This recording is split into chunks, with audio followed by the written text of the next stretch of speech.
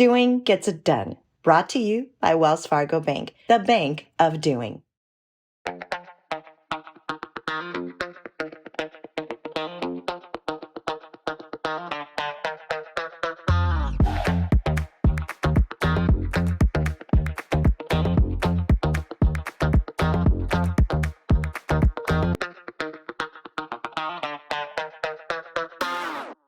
Belonging has protected us from the dawn of time, and whether we like it or not, we do that a lot with our money. We want to fit in, we want to belong. Is maybe buying something that we can't afford, or maybe taking a trip because we want to be with our friends. Whereas what actually can really connect you more deeply to your community and to your friends is being really truthful with them and saying something like, you know what, that trip sounds awesome, but I can't commit to a full week. I'll meet up with you guys over the weekend. So being truthful and kind and as transparent as you feel comfortable, actually the deeper those friendships and relationships become. The biggest advantage of talking about money more freely is reducing stress, anxiety, and the mystery around money. If you're someone who is uncomfortable about money, one of the first things you can do is investigate how you feel about money and financial decisions. And using that as a journal prompt or a way to explore with a friend or a family member will help you see why you're avoidant about talking about money. More likely than not, you'll realize that someone has already experienced getting their bank account closed, or someone has already experienced how the process moves when buying a house. Whether it is a family member, a friend, your partner, or anyone else that you're feeling comfortable bringing up the topic of money with, just know that money is something that's changing every day in our lives. It's not one thing or one size fits all for anybody. So if you're the type of person who feels like that you have nobody to talk to about money, here's the good news. I've seen some amazing groups form online and then actually take them offline. So I would encourage you, depending on where you like to hang out on the internet, to follow different forums or groups talking about different financial things, even how finances intersect with our mental health. But really, the essence of talking about money is talking about what are your emotions around money? What's important to you? What are your dreams? What are your hopes? I mean, those are all great conversations to have. And it all starts with engaging in a financial conversation.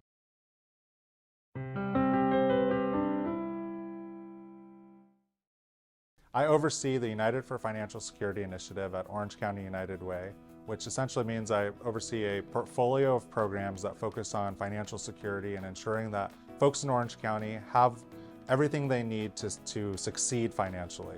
These programs go from filing taxes for free, workforce development, helping people get jobs that pay a living wage here in Orange County, which isn't easy. It's a challenge, but we help people get jobs that pay a living wage. And then also prevent people from being evicted. Evictions are a huge problem in Orange County. In 2022, I think we had over 4,500 evictions in Orange County. We want to prevent those from happening. And then finally, Spark.OC, which is the program we're going to be talking about today. That program focuses on teaching people financial literacy, helping people understand how to build their credit, lower their debt, increase their savings, and improve their budgeting skills. We serve people around Orange County through Spark.OC. Typically, we operate within Title I elementary schools. We serve participants through different community centers. We operate in the Melinda Hoag Center for Healthy Living in Newport Beach. We also operate out of Abrazar in Westminster. These centers are open to anyone in Orange County, and we provide these services to around 400 to 450 people a year. Individuals can apply if they're struggling with their finances. We have mostly low-income participants, but also people who just need a little help with budgeting. Through Spark.OC, what we do is we assign a financial case manager to a participant. Each participant works with that financial case manager for up to 12 months. They meet with them probably once or twice a month throughout that duration, and they start out by creating what we call SMART financial goals. We use the acronym SMART, which stands for specific, measurable, attainable, relevant, time-bound. You're probably familiar with that acronym if you've had a really by-the-book, supervisor who made you create performance goals during a performance evaluation. Those goals, those kind of measurable, attainable goals are great because they hold you to that commitment of creating that very specific goal that you could achieve within that time frame. For example, if you say, I want to save enough money to purchase a car, we would say, create the SMART goal, which might sound more like I'm going to save $200 a month for the next 24 months in order to save $4,800 so that I could put a down payment on a car. That is a SMART goal versus I want to save money for a car, which we hear a lot, usually on January 1st during New Year's time. So that's how the program works, is we help participants, we put them in the driver's seat, we work with them to create their own financial goals, and then we walk alongside our participants to achieve those goals with them. Our case managers do not do the work for the participants. We work with them, we try to remove any barriers that they have that might prevent them from succeeding. Sometimes our case managers are even able to pay off some of the debt that our participants have. They don't have a lot of money to do that, but they have some flexibility in the amount of support that they have to provide to our participants to support them in those challenges. We've also been able to refer our participants to county resources, to free tax preparation, to workforce development programming within our own agency and outside agencies. We've referred our participants to small business development centers, to other agencies that do small business development. We've helped help our participants grow in whatever direction that they're hoping to grow in.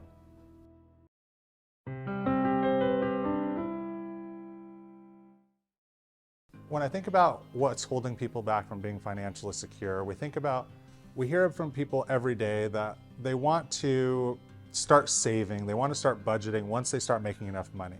And the reality is that there's never a day where you're gonna sit down and think, I have the job now where I'm gonna start I'm making enough money now to start budgeting properly. Or I have the career of my dreams and I have enough money now to save so I can have that perfect savings account and save for that rainy day. The reality is that you should start saving today, no matter what. Whether that's $25 a month, whether that's $50 a month, you should start building that behavior now. Things don't change quickly, they change with gradual and strategic movements. A lot of people begin working on their credit when they get serious about purchasing a home. And that's challenging because it takes a long time to work on your credit. Starting to work on your credit right before you purchase a home is kind of like trying to get fit for the summer by going to the gym the day before you head to the beach. It's just not gonna happen. What you need to do is get your gym membership maybe in October. Start going to the gym 3-4 times a week, and then that's when you start getting those gradual changes. It takes time, it takes effort. That's what needs to happen. Small, gradual changes, brick by brick.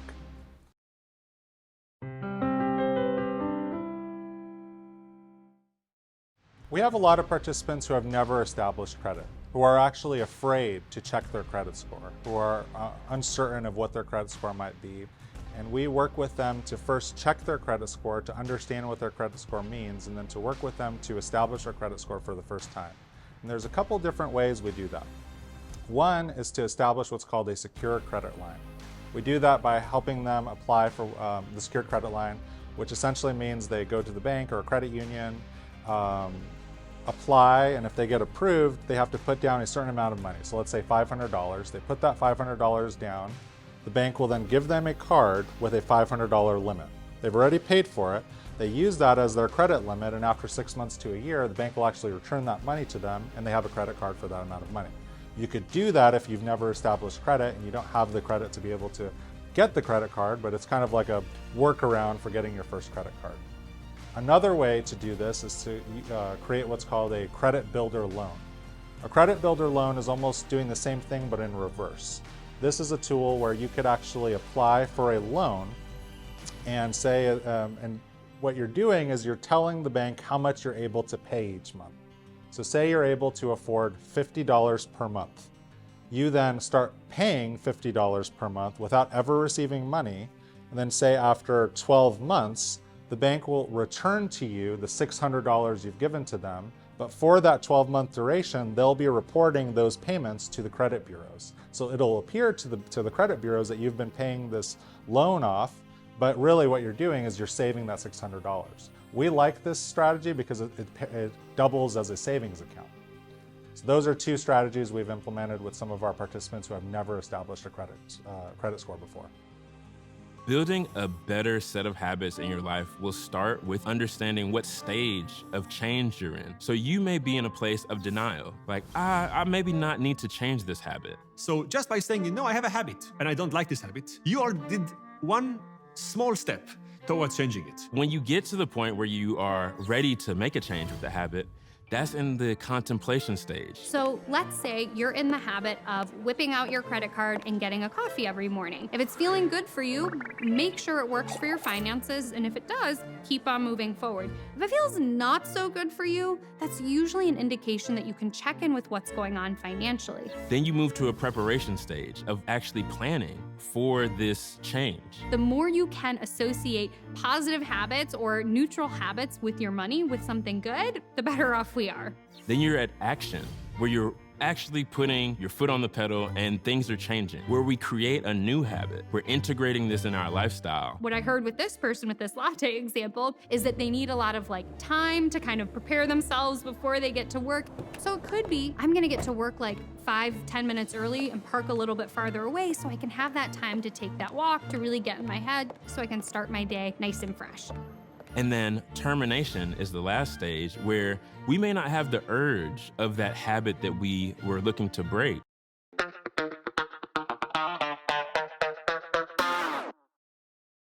Financial literacy is really crucial for college students at this time because it allows them to understand the landscape they're about to enter in. Many students coming, especially from low-income backgrounds, may not have had the tools they need to understand.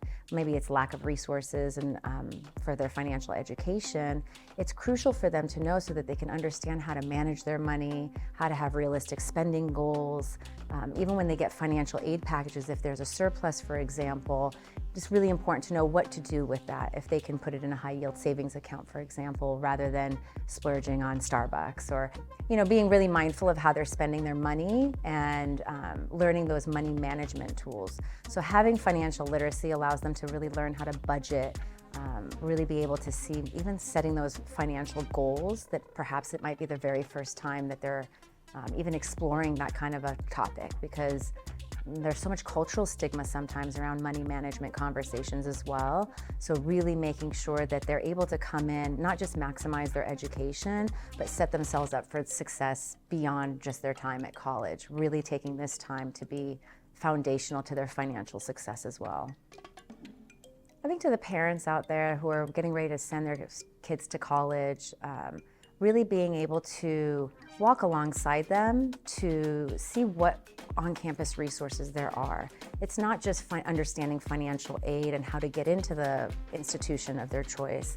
It's really about how do they maximize the different resources that are there for them. Like scholarships are super important, and a lot of times parents aren't aware of some of the offerings. So during orientations on the respective campuses, really asking those questions around not just financial aid, but what additional support is there. There's grants, there's scholarships, there's opportunities to lessen the debt burden if you can access free money, right? And there's so many changes going on with the financial aid system and all that. So I think parents can feel empowered in educating themselves, but it's not solely on them either. Really tapping into the resources that are available and perhaps, working with their child to understand the resources together so it can be a learning process. My name is Faith Lewis. I'm from Agora Hills, California. I just finished at American University and I'm now starting at Yale Law School. My parents really stressed the importance of education throughout my life. When I was first taking out my student loans, I said, okay, this is something that everybody has to do and I should just do it. And that is what I did. In order to get through undergrad, I had to take out more than $70,000 and I still owe more than $70,000. I would prefer not to be in this much debt, but I didn't exactly know what to do about it. I'm going to be taking out loans to pay for law school. I'm going to have to take out at least $40,000 each year, unless I receive a scholarship, which I'm hopeful that I will. How am I going to be able to pay down on my undergraduate student loans while I'm in grad school and I have loaded limited income? Hi Faith, I'm Jean Chatsky. I'm a financial expert and I'm the CEO of hermoney.com. And the situation you're in is the situation so many people are in these days. They've borrowed a ton for their undergraduate education. They want to borrow more for graduate school, and they don't want to be completely underwater when they come out. You have a combination of federal student loans and private student loans, and you want to handle them separately. For those federal student loans, you want to look at income-based repayment programs. This allows you to tie the size of your monthly payment to whatever income you have coming in at that point. When it comes to those private loans, you want to look at refinancing them or consolidating them with a lender that is friendly to graduate students. Some private lenders have programs that allow you to defer your payments while you're in school, or to back off on your payments while you're in school. They're still going to charge you interest. There's no way around that, but it'll make life easier while you go through the next few years of law school. As far as your graduate school loans are concerned, you want to make sure that you prioritize taking grants if you can get them, or scholarships if you can get them, because that's money that doesn't have to be repaid, versus loans. The best news here, Faith, is that you're going to law school. You're going to get out of school. You're going to get a fabulous job. You're going to be able to pay back all of these loans. I was a non-traditional student, so I had a career before I came back to school.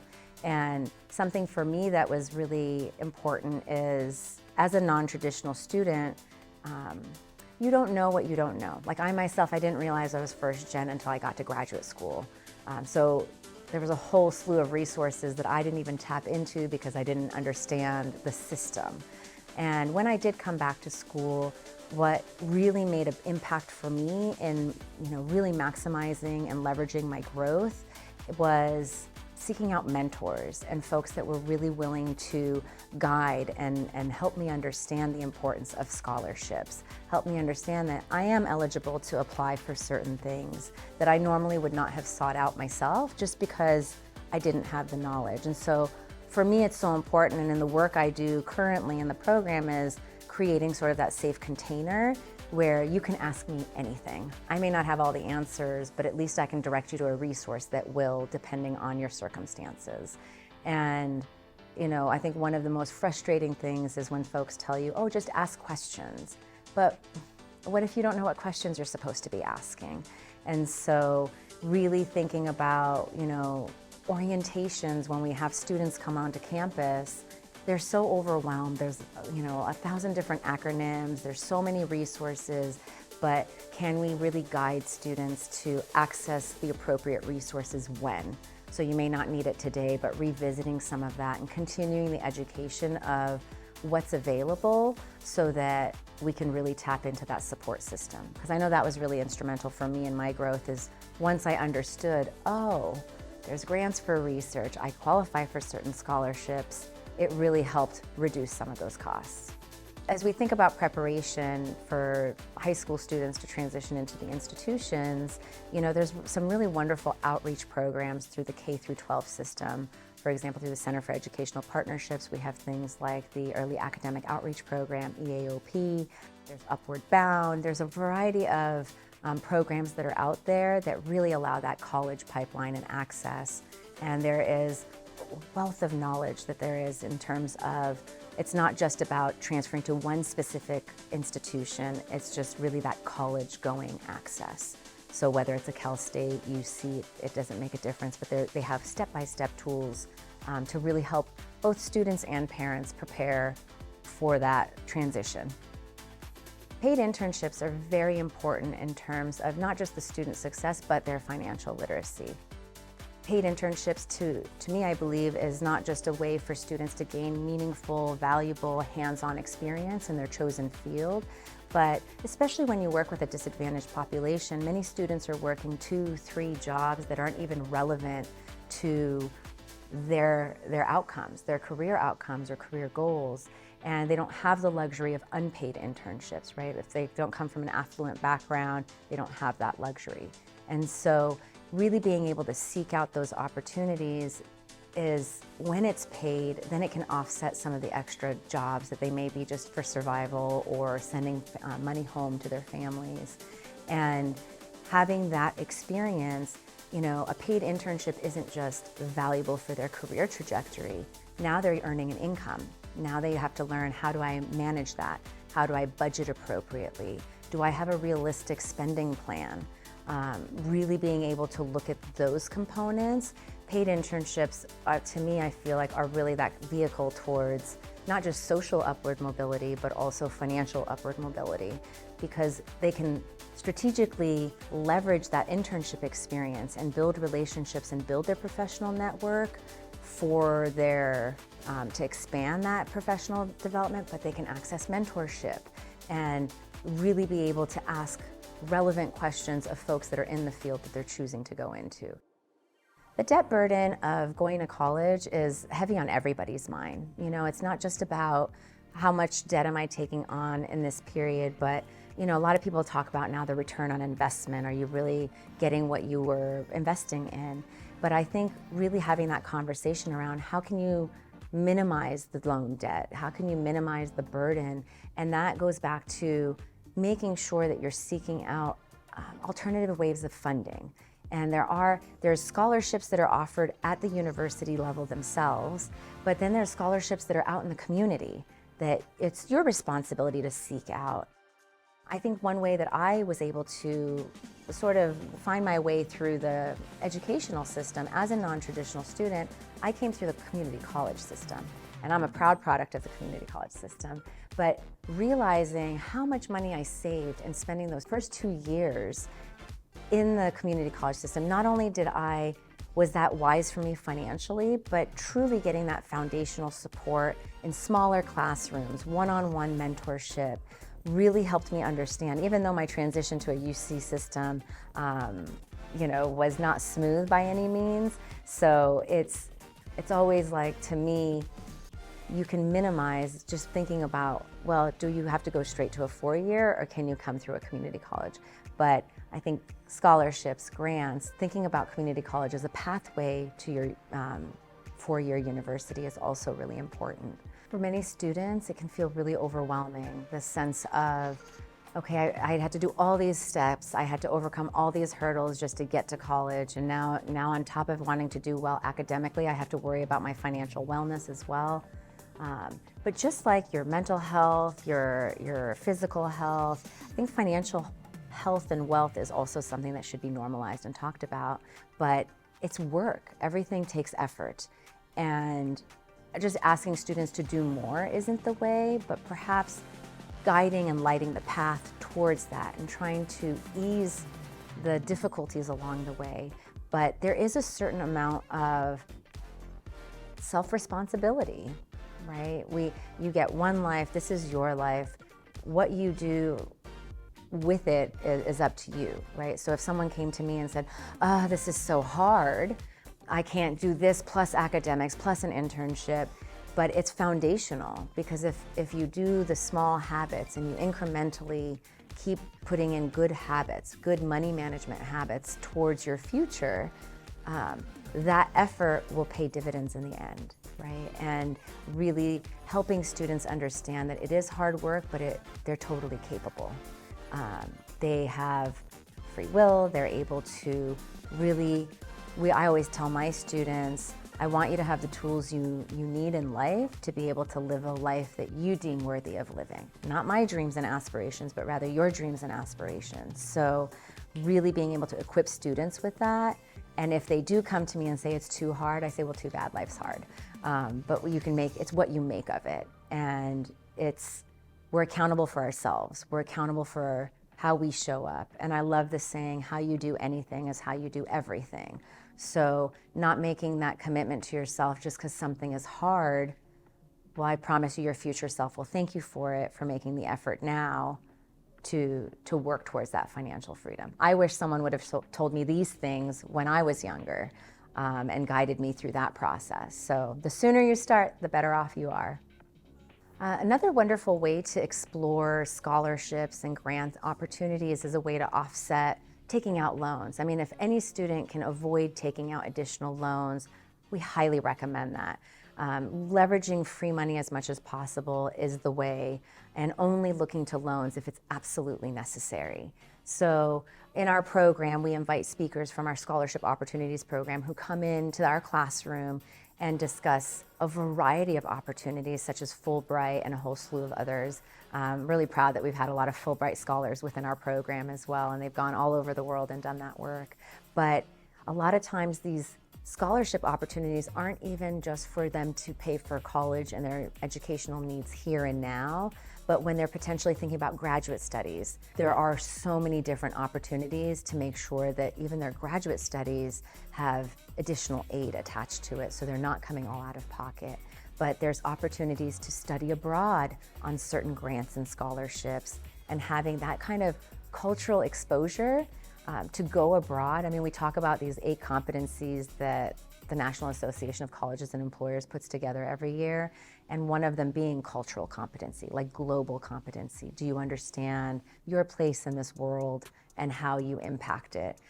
So like delving into exploring scholarships, not just again within the university, but looking at what funding can I find here and now, but if I'm thinking about graduate school, is there funding for me to access for graduate school? Because majority of master's programs aren't fully funded. Most of them don't come with a lot of support. So if you're thinking about a master's program, you really should be already exploring, how can I supplement that so it's not all coming out of my pocket? And oftentimes I hear this feedback from a variety of scholarship committee readers and things, and they'll say, we didn't get that many applicants. And students feel like, oh, there's so much competition, I'm not going to apply. It's better to put your name in the hat and put your application forward, because if you don't try, the answer will always be no. But to really take that step and access and apply and not be afraid to get a no, but actually put it, because if it's a yes, that's free money for you to be able to pay for your educational costs.